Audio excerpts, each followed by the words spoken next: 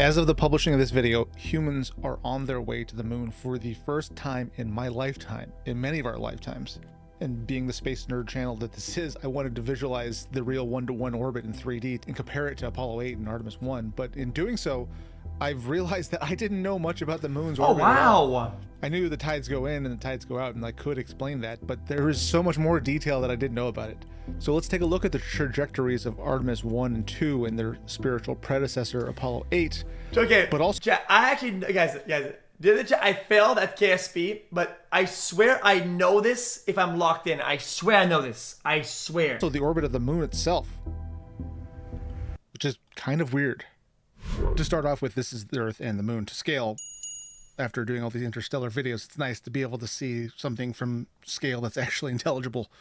The moon's orbit is almost perfectly circular too, which is kind of I know the moon moves, 43. But when you set up a maneuver, it'll compute the moon's movement. Because I wasn't using the tool, I kept forgetting you cannot just eyeball it. When you use the maneuver tool, it shows you when you're gonna be in it with the projections. Surprising to me, its eccentricity is only 0.05%, which from this distance, from any distance really, you can't tell the difference between a perfect circle and that. But it is slightly offset, which means that there's about 26,000 miles between the lowest and highest orbital points, which are called periapsis and apoapsis. And if you're not a space nerd or a Kerbal Space Program enthusiast, periapsis and apoapsis are the names for the lowest and highest points in an orbit. But there are also other terms you might hear like perigee and apogee, which I thought were synonymous for a long time, but they're not. The difference is that apoapsis and periapsis are universal to all orbits, and perigee and apogee are specific to orbits around the Earth. Likewise, the moon has its own version of this for objects orbiting it. Perilune and apolune. Also periselene and aposelene. So there's always more than one term in astronomy terms. I'm going to be started. We're going to look at this from the heliocentric plane of the solar system, the plane of the planets, not the Earth's. So it does this, right, Chat? So Chat, it does this, right? Wham, wham, wham, wham, wham, wham, wham, wham, wham. And it offsets. It's not just like this, right? Equator, which this is how it's tilted from this frame of reference. On this frame of reference, the moon's orbit is tilted 5.1 degrees. So you can kind of see how that looks here. And it makes one complete orbit around the Earth once every 27.3 days. And I am a little embarrassed to admit that it doesn't seem like the moon orbits the Earth. You look at it and it looks like it's facing you the whole time. And that's because it's tidally locked, which I had a hard time wrapping my head around, honestly. The way I ended up trying to understand it and the way I'm going to visualize it here is to exaggerate the gravitational pull the Earth and the moon exhibit on each other. Billions of years ago, after the moon took shape, it was freely spinning, but it wasn't and still isn't a perfect sphere. It has a little tidal bulge to it, which I've greatly exaggerated here into this egg shape. But that little bulge was enough so that with every spin, the Earth's gravity tugged on the moon, slowing its spin down until it came to rest. This is tidal locking, and it's the same force as you might imagine that creates the tides on Earth in reverse. If there was an ocean on the moon... Because it's ellipse-shaped, as it's spinning, it's pulling the long face down, and it's slowing down. It's why it's doing that? There would be a permanent high tide and low tide. And by the way, the moon does exert a force on the Earth's spin too, and our days are getting 2.3 milliseconds longer per century. So I guess we got that going for us.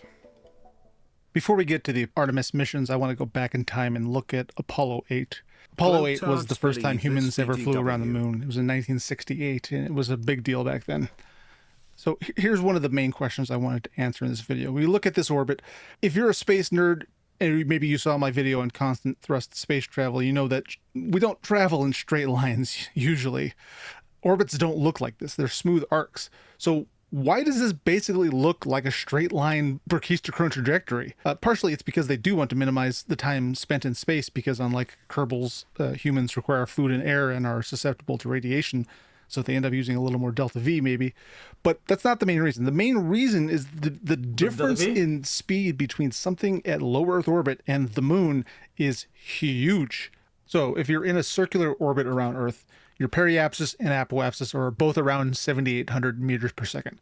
And when you burn at periapsis to raise your apoapsis to get to the moon, because of Keplerian physics, you stay in the same place, but your apoapsis gets higher and, perhaps counterintuitively, slower. Where you are at periapsis gets faster even though you don't really move anywhere noticeable. In this example, the orbital speed slows down to almost a hover at 193 meters per second.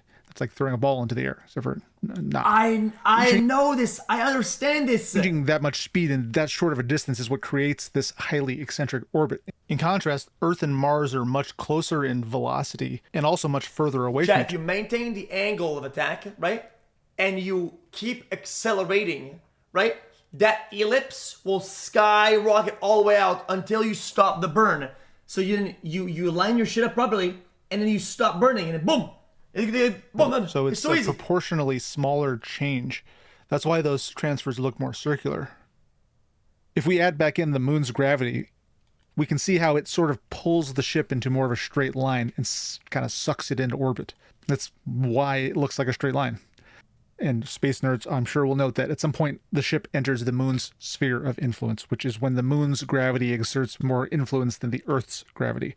But changing to that frame of reference is confusing and only really necessary if you're doing patched conic math and or orbital maneuvers around another body.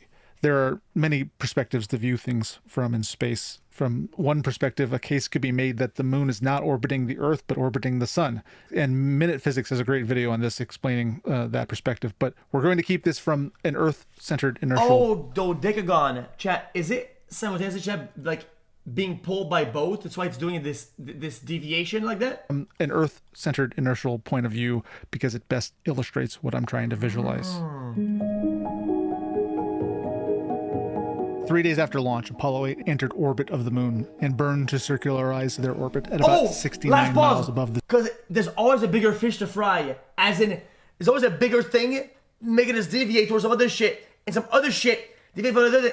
Because there's always a bigger thing that is pulling somehow, no? Surface. This is what a circular orbit looks like from the Earth's point of view.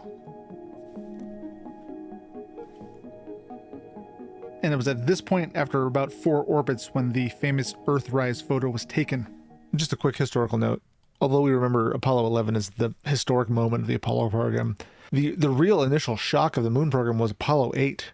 Historians have noted its impact on the culture at the time and arguably since. And also, behind the Iron Curtain, this was a huge blow to the Soviets' morale. In the amazing book, if you haven't read it, Challenge to Apollo, Asif Siddiqui paints a seldomly shown picture of the Soviets' perspective on the space race. He describes this moment as a moment where they feel like they lost the race right then and there. Of course, we wouldn't know this for decades to come. Obviously, the Apollo 8 astronauts didn't know this either. They were still orbiting the moon, which is awesome. And after a few more orbits, a total of 10 orbits, they burned back. What if the Soviets didn't give a shit about all this bullshit, and they were never even close of getting there? And they were just pretending that they were going to go so that the U.S. would bankrupt themselves. Again, to come from the moon. Re-entering from the lunar orbit is notoriously difficult. You'd think we're just coming back from the same point we came from, right? Well, remember how we burned at periapsis to get to the moon? We raised our speed from 8,000 to 11,000 meters per second, which might not sound like a lot, but 3,000 meters per second is not kind to materials. The heat shield needed is nearly twice as much. From low Earth orbit, it needs to withstand about 1,500 C versus a lunar heat shield that needs to withstand 2,800. This is why currently the Orion capsule is the only operational spacecraft that can return from the moon. SpaceX's Starship isn't currently designed to re-enter at those speeds. Really? Maybe the eagle-eye viewers might have noticed this little gap in the moon's orbit. That's not a mistake. You remember how I said the moon's orbit is offset? Well, so it's possible to come back too fast. It's not just offset. It moves every orbit. Its inclination stays the same, but the sun pulls the whole orbit forward just a little bit. It's called precession. 24 and it actually precesses xQc. around 3 different axes, which is why it's not in the exact same change every orbit. It has a little bit of organic noise nature to it. But the precession that is obviously visible is this hula hoop axial precession, which the moon completes a full cycle of every 18.6 years. Oh, so it's not a sphere entirely. It's just a cycling offset. Here it is again from the side.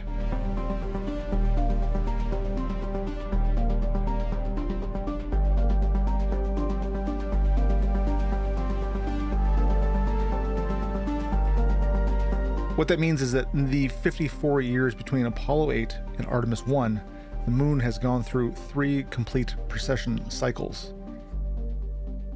The Artemis 1 mission was launched unmanned in 2022, and it was much longer than either Apollo 8 or Artemis 2. It was in space for over 25 days. Looks like a yo-yo. And maybe this was more like a Kerbal launch because there's no food or air consumption by humans to worry about. And it also came much closer to the surface of the moon than Artemis 2 will. And at this point in the Whoa, what the fuck is that? What kind of fucking technique is this? Orbit, it was within 81 miles of the lunar surface. And as you can see, it also has a much different orbit. They call it distant retrograde orbit, which is just sort of hanging out in high orbit in the moon's sphere of influence until it coasts back. Retrograde, Chad, is when you push against within range and gets flung back at Earth. Something interesting to me about these return trajectories was that they all swing low and under the ecliptic plane and re-enter at a very steep inclination, almost polar.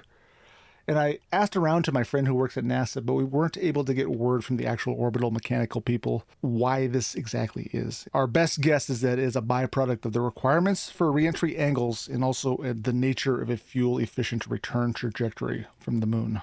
Artemis 2 is also dramatically different than Apollo 8 or Artemis 1. And interestingly, you can see how its orbit indicates NASA's priorities. It's all about safety and risk management. After launch, the ship is put into a highly eccentric parking orbit so that systems can be tested at high altitude before getting to the moon at all. So in case there's a problem, they can return quickly. The same goes for the lunar orbit. After TLI burn, the ship is on a free return trajectory so that if anything goes wrong, it will still return to the Earth without any intervention. But that also means that their orbit will be much higher than Apollo 8 or Artemis 1, with the closest approach to the moon at 4,000 miles. Just kind of a bummer. Chat, so they burn, then they stop, then burn again at the start of the apex over here, right? And after only 4 hours near the moon, the ship will return to Earth.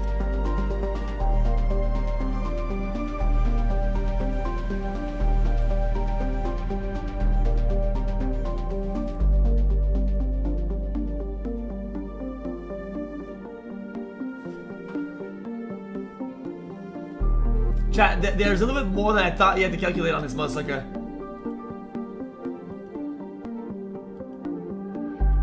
Chat. There you have it. Eventually, you're some engineer, and he sends the people to space, whatever. You go, oh my god, we forgot about the offset coefficient, bro. We forgot about the space moon conundrum. Completely different orbits for 3 different missions. We forgot. Can't wait until we actually put boots on the ground again, though, and see it all in 4K color glory. And I personally think it's entirely possible that we will have a moon settlement in our lifetimes, and that there is a high probability that ordinary people like you or me may get the chance to go up there. What do you think? Let me know in the comments. And subscribe for more space and sci-fi videos. If they had told me in high school you could define the orbit of a spaceship with math, I would have paid more attention. But I still would have needed to visualize it somehow, and thankfully in the 20 years since I was in high school, there is something better now. Brilliant. I'm brilliant. Well, I'm sure they have enough fuel for extremely minimal errors, like minimal, right? So are they gonna get real close to it? Okay, that picture I was just showing you is an 8X iPhone out the docking hatch with a high grazing angle. It's just amazing. We love it. Thank you. Chat. What if they descended really close, like at a really big slant? They would slingshot the fuck out, like insane, no? At like incredible velocity to the point where, yo, like, Chad, they could go as like Mach 1 bazillion. Like, what if that's how you time travel, though? You go, this is Artemis wow, in Houston, and you start Texas. moving through the fucking time. Elapsed time, 4 days, 22 hours, 12 minutes into the flight of Orion. You feel me?